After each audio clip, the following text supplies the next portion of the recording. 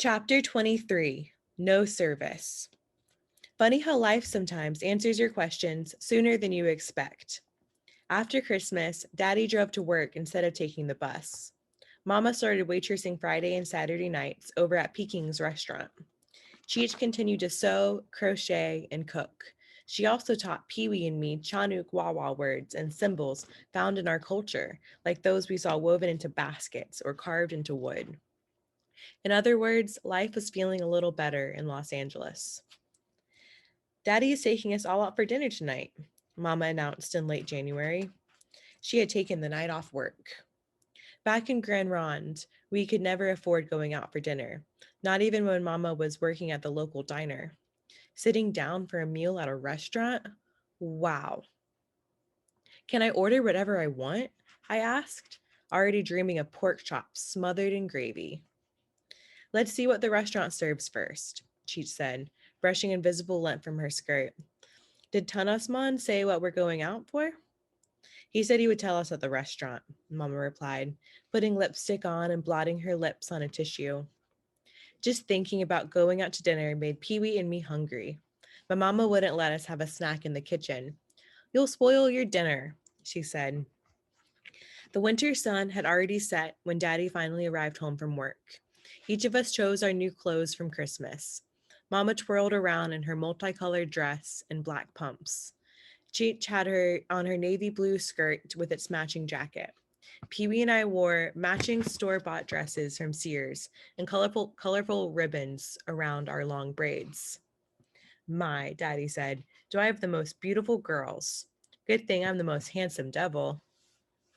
We piled inside the Lincoln and said Jailhouse Rock, along with Elvis on the car radio. Daddy drove down West Slauson Avenue. Yellow lights flickered like fireflies from billboards, lampposts, and neon signs. The busy street sounded like rushing water, with cars speeding by us. It wasn't long before Daddy was pulling in to park behind Sherry's restaurant. Bert from work told me this place has the best steaks around, he said as he opened the door for Cheech and Mama. Oh, we have enough money for steaks? Mama asked. We have enough to buy the whole cow, Daddy said, and the potato crop. Mama took his arm and entered the restaurant through its red leather padded doors. Sherry's restaurant was super fancy compared to the diner in Grand Ronde. Instead of scratched tables and chairs, red leather benches lined the walls in front of dark wooden tables topped with bright white cloths. Sparkling vases filled with flowers sat on each table. A cascade of shimmering lights dropped down from the ceiling.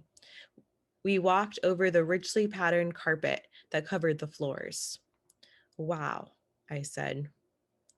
No one greeted us, so Daddy pointed to an empty booth just a few steps away. We all sat down. Can't wait to see what they serve, Mama said, watching one waitress carrying plates of sizzling sirloins and baked potatoes. Pee-wee nodded in agreement. You can have anything you like, baby, Daddy said. We're celebrating. He leaned next to Mama. Guess who's a new supervisor? You got a promotion? Mama said, giving him a peck. So soon? What can I say? Daddy said. I'm invaluable, and I smell nice too. That's because Indians don't sweat, Cheech said. Daddy chuckled. Tonight, we're rich Americans, Ma.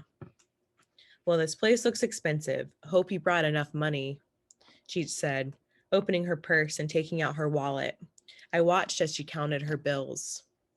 Put away your money, Ma, Daddy said. I'm taking care of it. While waiting for menus from the waitress, Daddy talked about his new position. 4 men now report to me. I might have to work late on weekends, depending on the deadlines. He leaned forward. I even have my own office.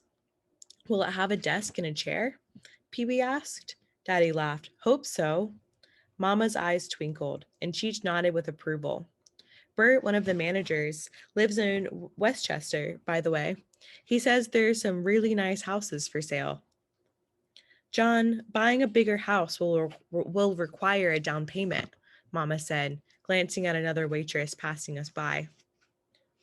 I have the GI Bill. We can get a mortgage loan without a down payment, Daddy said as he stroked her hand. I don't want to move, I said, without being asked. Keith lives on 58th Place, and so do our other friends. We moved enough already. I expected a scolding, since the rule was to never interrupt when adults were talking. Both Daddy and Mama just stared at me. She's right, Cheech said, touching my braid. We've moved enough already. Maybe the girls need a little more time to adjust to the city. I smiled. Cheech was on my side, though she never gave me the impression she was happy living on 58th Place or living in the city at all, except when she was helping our neighbors. I glanced around the restaurant. Lots of people were enjoying dinner, some old, some young, and a few couples with children. I started thinking about life on the res, only to realize I couldn't remember some details. Was I beginning to forget Grand Ronde? Maybe even being Indian? Daddy, I asked, any chance we could go home for a visit, maybe? I don't like the idea of losing my Indianness. It would be nice to visit, John, Mama said, touching his hand. For your mother and the girls? He looked away and sighed. Maybe we can drive up in early August when the weather's nice. We all smiled. Waitresses still rushed around us, giving out menus to other customers, filling their water glasses and taking their orders. I noticed two customers who had arrived after us received menus. John, try getting the waitress's attention, Mama whispered to Daddy. An older blonde waitress passed our table. Daddy raised her finger to call to the table. She stopped.